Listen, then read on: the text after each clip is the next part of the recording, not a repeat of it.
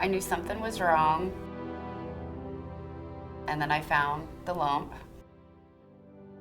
And at first I tried to think that it wasn't cancer. Went to the doctor and we got the mammogram and an ultrasound. Then it revealed that it was breast cancer.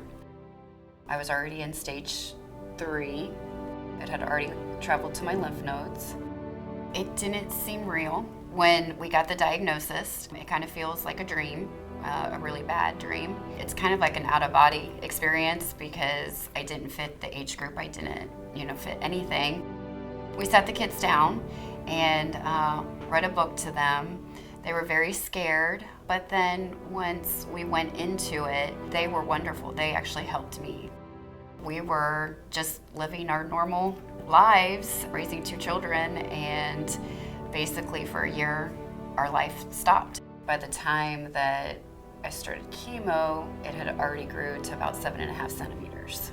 We got diagnosed, we met Dr. Nanda. She said we're gonna do chemo first, and then surgery, and then radiation.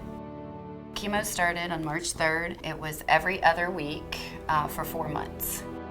The first 2 was very hard, made me very sick. The first night, I pretty much got sick the entire night, and they ended up having to get me home care because I was just losing too much fluid.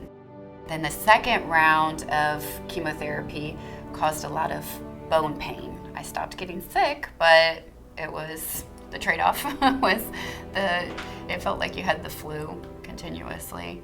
After I completed chemo, they waited about a month, and then I had a double mastectomy. And then after that, I waited close to a month before I started radiation. And then I did 7 weeks of radiation.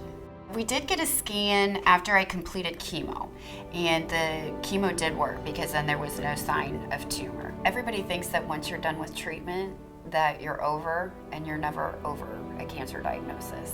Every little thing that you get, you think, oh no, the cancer has come back.